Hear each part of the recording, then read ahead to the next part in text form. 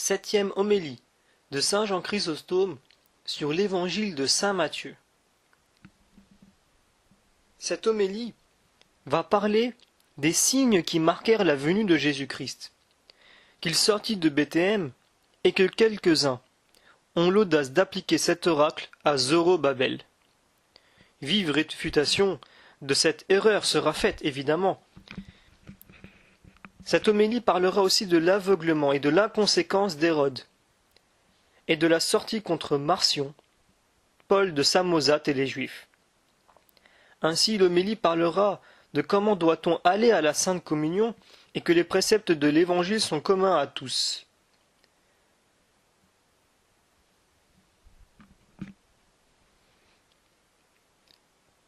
En apprenant cela, le roi Hérode fut pris d'inquiétude et tout Jérusalem avec lui. Il réunit tous les chefs des prêtres et tous les scribes d'Israël pour leur demander en quel lieu devait naître le Messie. Ils lui répondirent « À Bethléem, en Judée. Car voici ce qui est écrit par le prophète.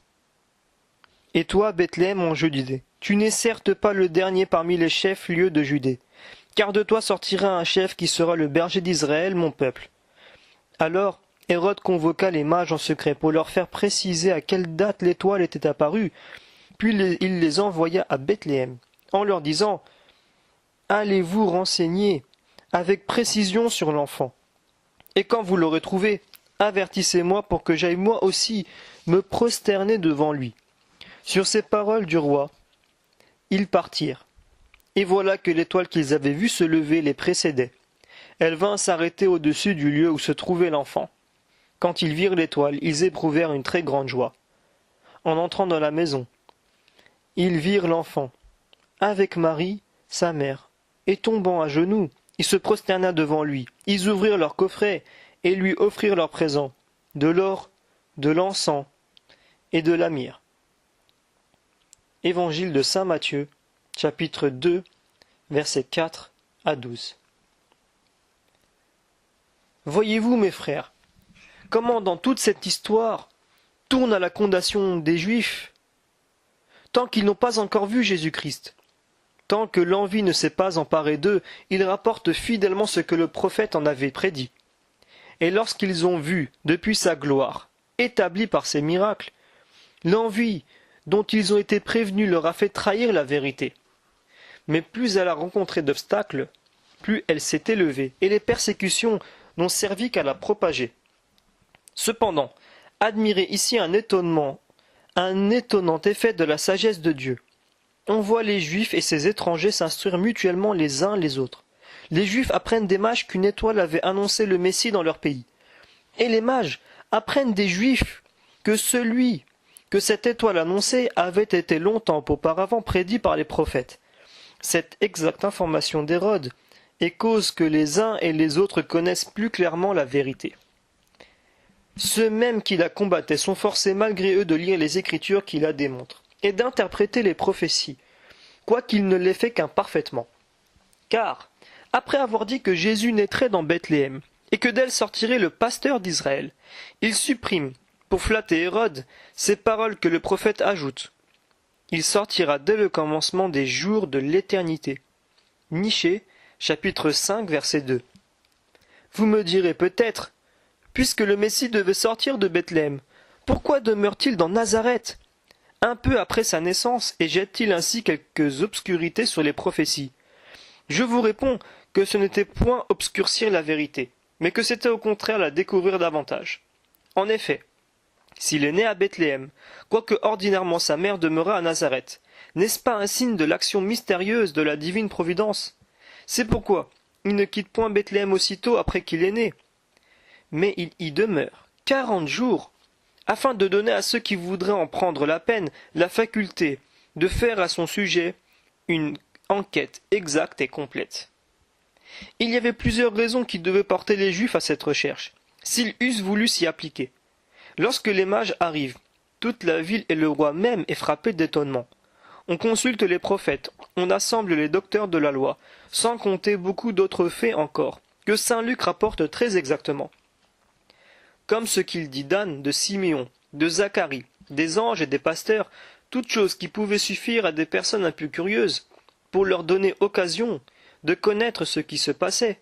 Si les mages venant de la Perse purent bien trouver le lieu de sa naissance, combien plus ceux qui étaient sur les lieux mêmes pouvaient-ils s'en instruire plus aisément?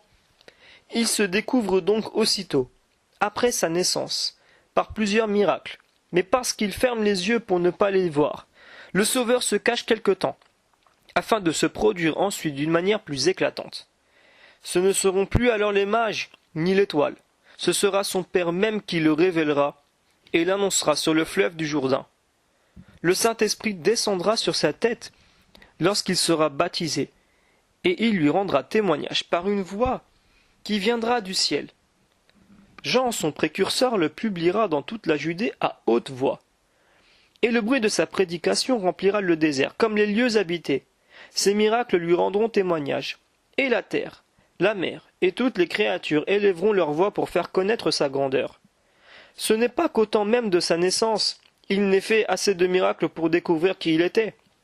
En effet, pour que les Juifs ne puissent dire « Nous ne savons ni quand, ni où il est né », Dieu fait venir les mages avec tout ce qui arriva alors pour les rendre entièrement inexcusables d'avoir négligé de s'instruire de tout ce qui se passait. Mais remarquez avec quelle exactitude le prophète parle. Il ne dit pas que le Messie demeurerait dans Bethléem, mais seulement qu'il en sortirait, ce qui marquait expressément qu'il ne ferait que naître en ce lieu. Quelques téméraires ont osé soutenir que cette prophétie regardait Zorobabel et non Jésus-Christ. Mais quelles raisons peuvent-ils apporter? Puisqu'on ne peut pas dire de Zorobabel, comme de Jésus-Christ, qui soit sorti dès le commencement des jours de l'éternité. Michée chapitre 5 verset 2. Comment aussi cette parole serait-elle vraie? Il sortira de Juda un roi. Matthieu chapitre 2 verset 6. Puisque Zorobabel ne naquit point dans la Judée mais à Babylone, circonstance à laquelle il dut même son nom, comme le savent ceux qui connaissent la langue syriaque. Mais, outre ces preuves, toute la suite des temps confirme assez cette prophétie. Que dit la prophétie? Tu n'es pas la moindre entre les princes de Juda. Pourquoi? De qui te viendra ta gloire? De celui qui sortira de toi. Or, de cette petite bourgade, il n'est sorti personne qui l'ait illustrée et rendue glorieuse, si ce n'est Jésus-Christ seul. Mais à présent, depuis cette naissance admirable, on vient des extrémités de la terre voir cette étable et le lieu de cette crèche. C'est ce que le prophète marquait par ces paroles. Vous n'êtes pas la plus petite entre les princes de Juda. Matthieu chapitre 2 verset 6. C'est-à-dire entre les princes des tribus, ceux qui comprenaient Jérusalem même. Cependant, les Juifs ne donnèrent aucune attention à une affaire qui leur importait si fort. Et c'est pour cette raison que les prophéties ont moins insisté d'abord sur la grandeur de Jésus-Christ que sur la grâce qu'il devait apporter aux Juifs.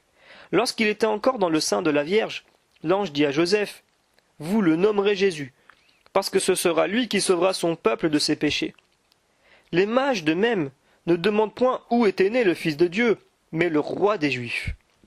Et il n'est pas dit ici de Bethléem, il sortira de vous le Fils de Dieu, mais le prince qui sera le pasteur de mon peuple d'Israël. Il convenait que Dieu, dans les commencements, usât de condescendance en son langage pour ne scandaliser personne, et que, pour mieux attirer les Juifs, il publia d'abord ce qui concernait leur salut. Aussi, les premières prophéties citées par l'évangéliste, celles qui ont rapport au temps de sa naissance, ne disent-elles rien de grand ni de sublime à son sujet? Il n'en est pas de même de celles qui regardent la période de temps où éclatent ses miracles. Celle-ci parle beaucoup plus clairement de sa divinité. Lorsque le prophète parle des enfants qui chantèrent dans le temple les louanges du Sauveur, après les œuvres miraculeuses qu'il avait faites, il dit « Vous avez tiré votre louange de la bouche des enfants qui étaient à la mamelle. » Psaume chapitre 8, verset 4. Mais il ajoute ensuite « Je verrai vos cieux, qui sont les ouvrages de vos mains. » pour marquer clairement qu'il est le créateur de toutes choses. De même, les prophéties qui parlent de son ascension font voir son égalité avec le Père, comme on le voit par ces paroles. Le Seigneur a dit à mon Seigneur, « Asseyez-vous à ma droite. » Psaume, chapitre 109, verset 1. Isaïe dit aussi, « Il s'est levé, afin d'être le prince des nations, et les nations espéreront en lui. » Isaïe, chapitre 20, verset 10. Mais comment le prophète dit-il que Bethléem n'est pas la plus petite entre les principales villes de Juda, puisqu'elle est devenue célèbre et non seulement dans la Judée, mais dans tout le monde? C'est parce que le prophète ne parle ici qu'aux Juifs, et c'est pour cela qu'il ajoute « Il sera le pasteur de mon peuple Israël », quoiqu'il ait été de toute la terre. Mais comme je l'ai déjà dit, il ne voulait point d'abord offenser les Juifs, et il cache à dessein le mystère de la vocation des gentils. Et comment, me direz-vous, n'a-t-il pas été le pasteur du peuple juif? Mais il l'a été au contraire, puisque par ce mot d'Israël, l'Évangile entend ceux des Juifs qui ont cru en Jésus-Christ. C'est ainsi que saint Paul le prend en disant « Tous ceux qui sont d'Israël ne sont pas israélites, mais tous ceux qui sont nés par la foi qu'ils ont eu aux promesses. » Romains, chapitre 9, verset 6. S'il n'a pas été le roi de tous les Israélites, c'est uniquement leur faute et leur crime. Car au lieu de l'adorer avec les mages, et de rendre gloire à Dieu, de ce qu'enfin le temps s'approchait de remettre leurs péchés, puisqu'on ne leur parlait point de la terreur des jugements de Dieu, ni de sa vengeance, mais qu'on ne leur représentait Jésus-Christ que comme un pasteur très doux, ils ne font au contraire qu'exciter les troubles des tumultes, et lui dresser 1000 pièges pour le perdre. Saint Matthieu dit « Alors Hérode, ayant appelé les mages en secret, s'enquit d'eux avec grand soin du temps que l'étoile leur était apparue. » Verset 7. Il voulait tuer cet enfant par un dessein aussi cruel qu'il était extravagant, car tout ce qui était arrivé et tout ce qu'on lui avait dit au sujet de cet enfant devait suffire pour le détourner de cette entreprise. On ne pouvait expliquer humainement ce qui s'était passé. Un avertissement envoyé du ciel aux mages par le moyen d'une étoile. Un si long voyage entrepris par des étrangers pour venir adorer un enfant enveloppé de l'ange et couché dans une crèche. Enfin, ces événements si longtemps d'avance annoncés par les prophètes. Il n'y avait rien dans tout cela qui ne surpassât l'homme. Néanmoins, rien n'arrêta Hérode. Telle est la méchanceté. Et ce combat, elle-même, elle se heurte opiniâtrement à l'impossible. Mais voyez l'absurdité. Si Hérode croyait à la prophétie, et s'il était persuadé que rien ne pourrait détourner les faits, il devait aussi comprendre l'inanimité de ses efforts, pour empêcher ce qui ne pouvait être empêché. Si au contraire, il n'y ajoutait pas foi et ne comptait pas que les choses prédites dussent arriver, pourquoi appréhender et craindre? Pourquoi dresser des embûches? Ainsi, d'une manière comme de l'autre, sa ruse était superflue. C'était aussi le comble de l'extravagance, d'espérer que les mages feraient plus d'état de lui que de l'enfant pour lequel ils avaient fait un si long voyage. Si avant même de l'avoir vu, ils avaient témoigné tant d'ardeur pour le chercher, comment espérer qu'après l'avoir vu et avoir été confirmés dans leur foi par les prophètes, ils le trahiraient et le livreraient à son ennemi, malgré tant de raisons qui devaient le retenir? Le tyran passe outre. Saint Matthieu dit, il appelle les mages en secret. Il garde le secret, parce qu'il pensait que les Juifs se mettraient en peine de sauver cet enfant, et qu'il ne les croyait pas assez plongés dans la folie, pour vouloir livrer entre les mains d'un tyran celui qui venait être leur sauveur, leur protecteur et le libérateur de leur pays. C'est pourquoi il les appelle en secret, et il s'informe avec soin du temps, non de l'enfant, mais de l'étoile. Le tigre fait un détour pour tomber plus sûrement sur sa proie, car il me semble qu'il y avait assez longtemps déjà que l'étoile s'était montrée pour la première fois. Comme les mages devaient employer beaucoup de temps à ce voyage, et qu'il était utile, pour faire éclater davantage cet événement, qu'ils adorassent l'enfant lorsqu'il était encore au maillot, il fallait nécessairement que l'étoile leur eût apparu longtemps d'avance. Si elle n'eût commencé à apparaître en Orient que lorsque Jésus-Christ naissait dans la Judée, la longueur du chemin ne leur eût pas permis d'arriver à temps pour le voir dans ses langes. Ne nous étonnons donc pas qu'Hérode fasse périr les enfants de 2 ans et au-dessous.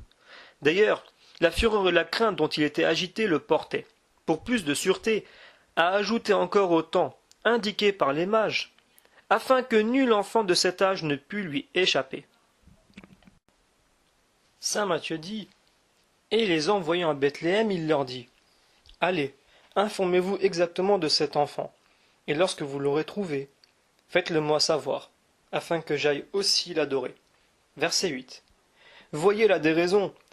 Si tu parles sincèrement, pourquoi le fais-tu en secret? Et si c'est dans le dessein de dresser quelques pièges, comment ne vois-tu pas que les mages pourront s'en défier après ces informations si secrètes? Mais comme j'ai déjà dit, l'excès de la passion porte une âme au comble de la folie. Il ne leur dit pas « Allez, informez-vous de ce roi », mais de cet enfant, parce qu'il ne pouvait même se résoudre à lui donner le nom de roi. Cependant, les mages bons et sincères ne soupçonnent rien dans ces paroles. Comment en effet supposer qu'un homme se porte à cet excès de malice et entreprenne de s'opposer à l'œuvre la plus merveilleuse de la bonté divine?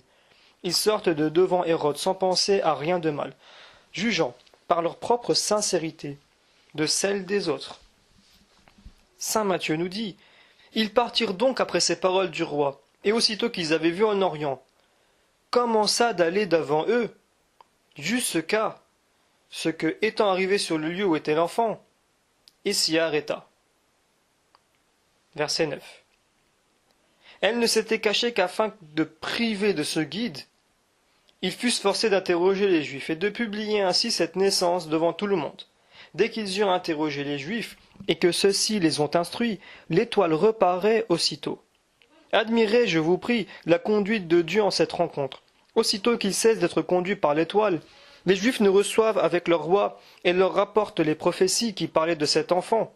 Quand les prophètes les ont instruits, l'ange le fait ensuite et les informe de tout, et cette même étoile les conduit encore de Jérusalem à Bethléem.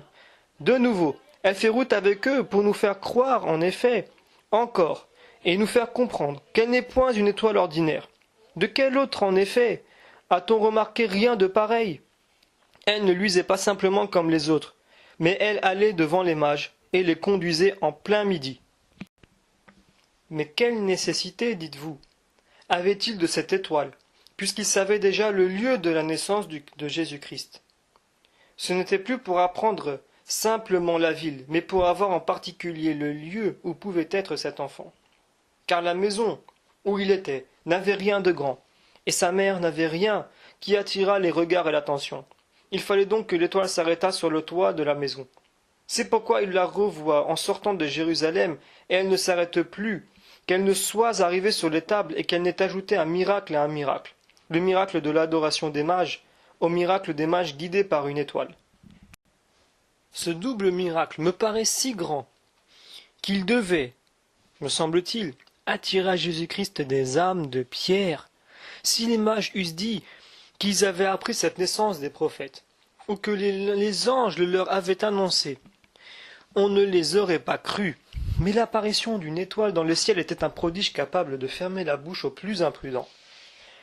Lorsque l'étoile fut au-dessus du Sauveur, elle s'arrêta encore une fois. Or, c'est une puissance qui n'est point ordinaire aux astres, de se cacher et de paraître à nouveau, et de s'arrêter lorsqu'elle paraît. À cette vue, sans doute, les mages sentirent croître leur froid.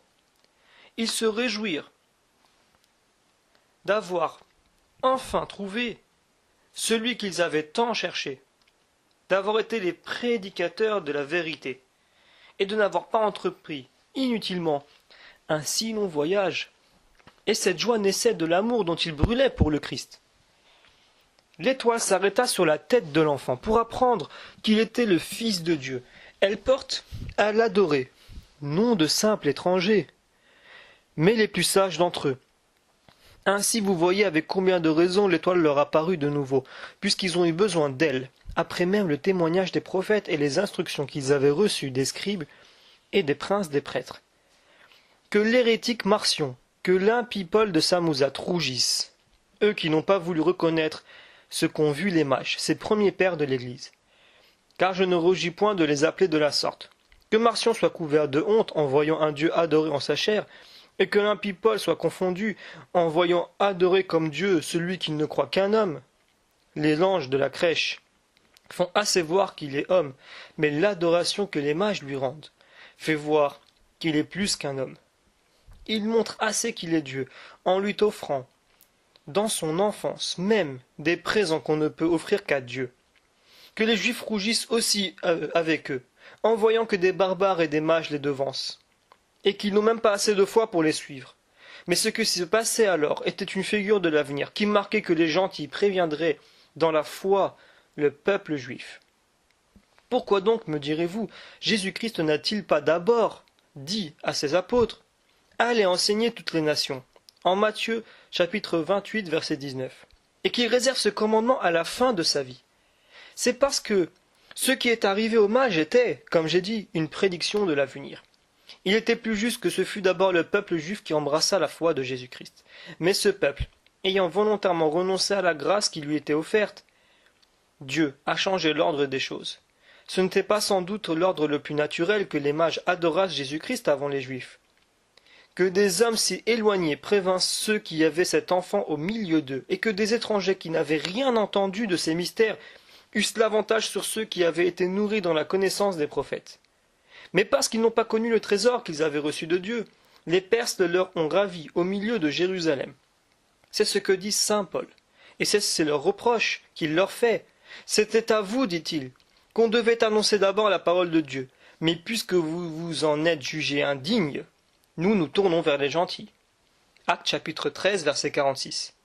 Quelque incrédulité qu'ils eussent témoigné jusqu'alors, ils devaient au moins, après avoir vu les mages, suivre leur exemple et courir à Jésus-Christ.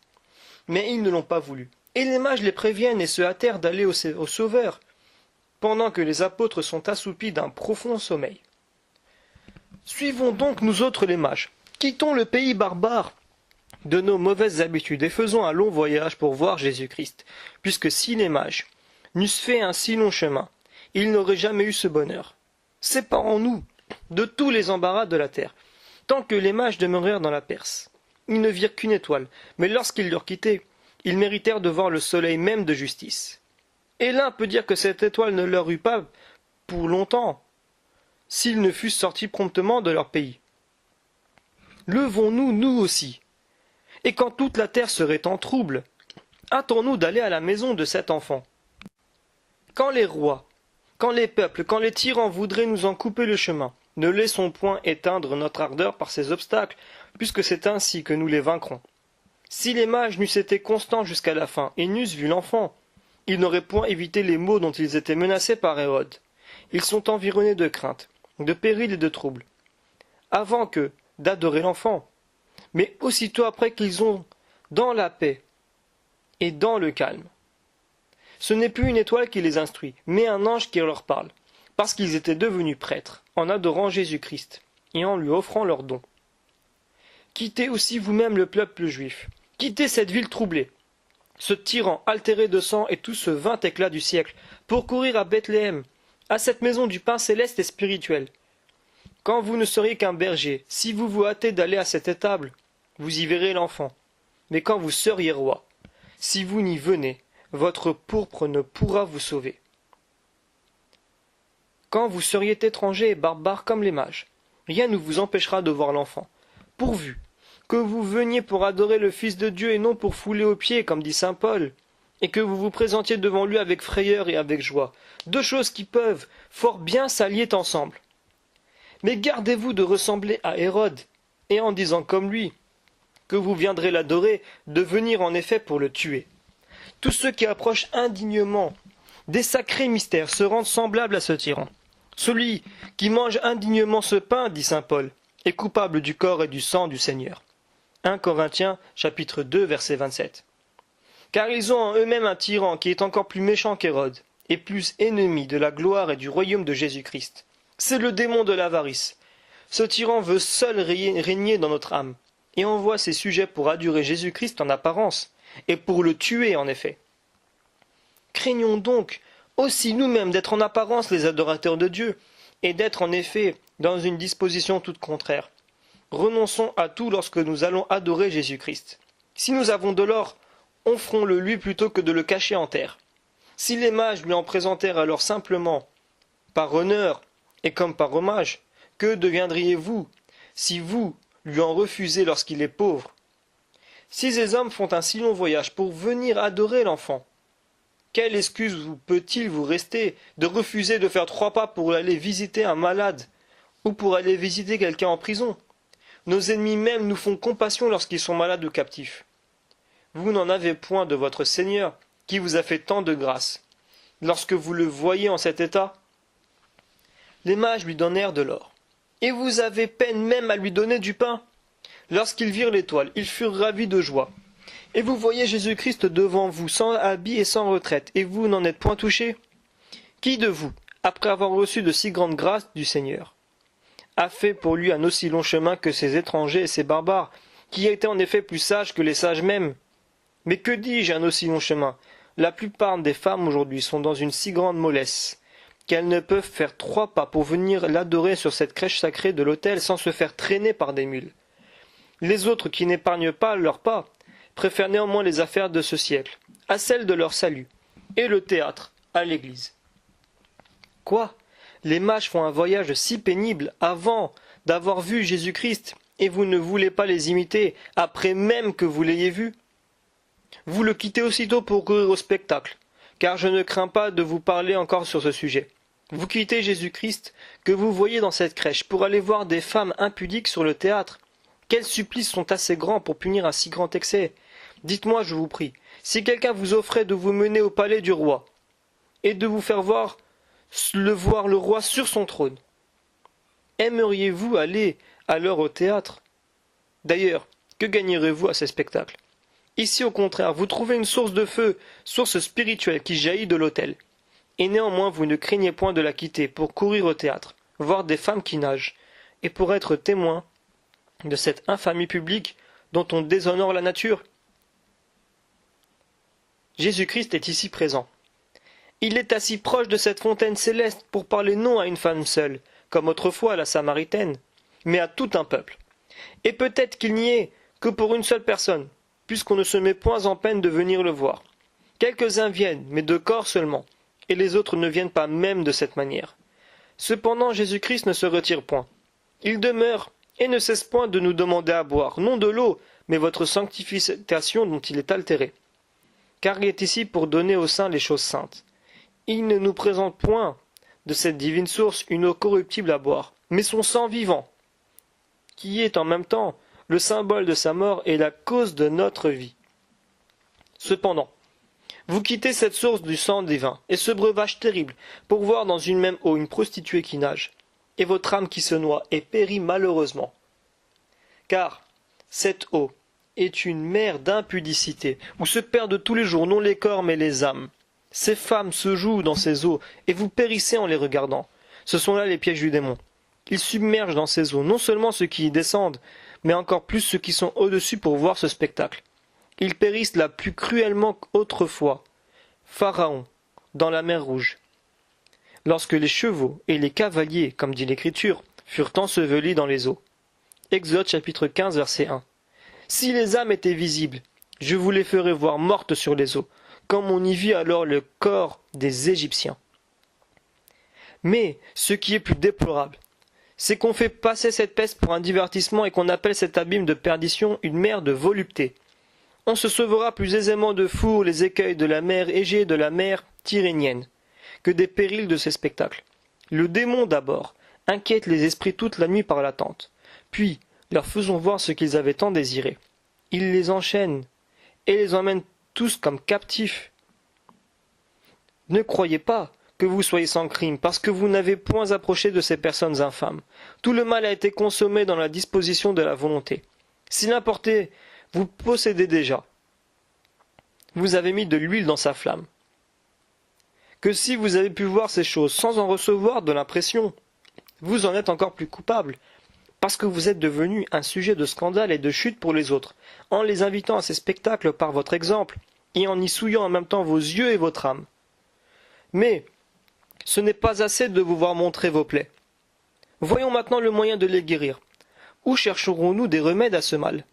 Je veux vous renvoyer aujourd'hui à vos femmes, afin qu'elles vous instruisent elles-mêmes, au lieu que, selon saint Paul, vous devriez être leur maître. Mais puisque le péché a renversé cet ordre et que le corps a pris le dessus, et la tête le dessous, usons au moins de cette voie pour rétablir toute chose. Que si vous rougissez d'être le disciple de votre femme, cessez de pécher, et vous remonterez bientôt sur ce trône où Dieu vous a mis d'abord. Tant que vous serez l'esclave du péché, l'Écriture vous renverra pour vous instruire non seulement à vos femmes, mais même au plus vil d'entre les bêtes.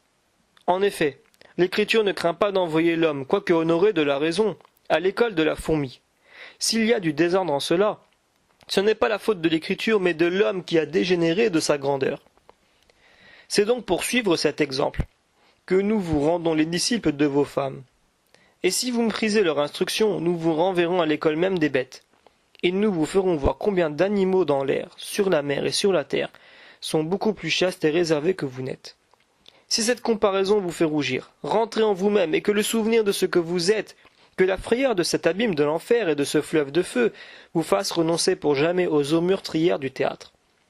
Car c'est cette eau qui précipite dans l'enfer et qui allume ce feu qui ne s'éteindra jamais. Si celui qui regarde une femme pour la convoiter a déjà commis l'adultère, comment ne deviendra-t-il pas 1000 fois adultère celui qui veut bien voir la nudité? La déluge autrefois ne submergea pas tant d'hommes que ces femmes qui nagent n'en noient dans la honte. Si les eaux du déluge ont tué les corps, elles ont arrêté le dérèglement des âmes. Mais celles-ci, au contraire, tuent les âmes sans perdre le corps. Lorsqu'il s'agit de l'honneur de votre ville, vous voulez l'emporter sur toute la terre, parce qu'elle est la première qui a donné aux fidèles le nom de chrétiens. Et lorsqu'il s'agit de la vertu et de la modestie chrétienne, vous souffrez que les plus petits villages l'emportent sur vous. Que voulez-vous donc que nous fassions, me direz-vous? Irons-nous sur les montagnes pour nous faire moines? C'est cela même que je déplore, que vous vous imaginez qu'il faille être solitaire pour devenir chaste. Les lois que Jésus-Christ a établies sont communes à tous, lorsqu'il dit « Si quelqu'un voit une femme avec un mauvais désir », en Matthieu chapitre 5, verset 28, il ne le dit pas à un solitaire, mais à celui qui est engagé dans le mariage, puisque la montagne où il donnait ses divines lois n'était pleine alors que de personnes mariées. Considérez donc par la foi ce qui se passe à ces théâtres, et renoncez pour jamais à ces spectacles diaboliques. N'accusez point la sévérité de mes paroles. Je ne vous interdis point le mariage, je ne vous empêche point de vous divertir. Mais je souhaite seulement que ce soit avec modestie, et non d'une manière brutale et honteuse. Je ne vous oblige point de vous retirer dans les déserts et sur les montagnes, mais d'être modeste, réglé, humble et charitable au milieu des villes. Tous les préceptes de l'Évangile nous sont communs avec les religieux, excepté le mariage. Et en ce point même saint Paul veut nous égaler à eux, lorsqu'il dit « Que ceux qui ont des femmes soient comme s'ils n'en avaient point, parce que la figure de ce monde passe. » 1 Corinthiens chapitre 7, verset 29. Comme s'il disait « Je ne vous commande point de fuir sur les montagnes, quoique cela serait à désirer, puisque les villes aujourd'hui imitent les crimes de Sodome et Gomorrhe. Mais je ne l'exige point de vous. Demeurez dans votre maison, avec votre femme et vos enfants. Mais ne déshonorez point votre femme, ne corrompez point vos enfants, et n'infectez point votre famille par cette peste du théâtre. » N'entendez-vous pas ce saint Paul, qui dit « L'homme n'a point la puissance de son corps, mais c'est sa femme. » 1 Corinthiens chapitre 7, verset 4. Et qui vous impose à tous, à tous les deux, dans le couple, un devoir réciproque. Cependant, si votre femme va souvent à l'église, vous l'en accusez comme d'un crime, et vous ne croyez pas qu'elle ait droit de vous accuser lorsque vous passez les jours entiers au théâtre. Vous demandez à votre femme une si exacte retenue, que vous passez même au-delà des bornes, en ne lui permettant pas de sortir, lorsqu'il y aurait nécessité de le faire, et vous croyez que pour vous, tout vous est permis. Saint Paul ne vous permet point cela néanmoins, puisqu'il donne en ceci à votre femme le même pouvoir qu'à vous. Que l'homme, dit-il, rende à sa femme l'honneur qu'il lui doit. 1 Corinthiens chapitre 7, verset 3. Quel est le respect que vous avez pour elle lorsque vous abandonnez à une prostituée ce qui est à elle? Car votre corps est à votre femme. Comment lui rendez-vous l'honneur que vous lui devez lorsque vous introduisez le tumulte et le désordre chez vous, lorsque, rapportant dans votre maison ce que vous avez fait dans la ville, vous couvrez de confusion, et votre femme, et votre fille qui vous écoute, et vous encore plus qu'elle? Il vaudrait bien mieux se taire que de dire ce qu'on ne peut écouter sans rougir, et ce qu'on croirait digne de châtiment dans la bouche d'un esclave. Quelle excuse donc vous restera-t-il, lorsque vous allez voir avec tant d'ardeur ces objets infâmes, et que vous préférez à toute chose ce qu'il n'est pas permis de dire? Je finis ici ce discours, afin de ne point paraître trop sévère. Mais si vous ne vous corrigez, je me servirai d'un fer encore plus tranchant, et je vous ferai une incision plus profonde. Je ne vous donnerai point de relâche, que je n'ai entièrement renversé ce théâtre diabolique, afin de rendre pure et sans tache l'assemblée de notre Église. C'est ainsi que nous serons délivrés de tous les dérèglements de cette vie, et que nous mériterons le bonheur de l'autre, par la grâce et la miséricorde de notre Seigneur Jésus-Christ, à qui appartiennent la gloire et l'empire dans les siècles des siècles. Amen.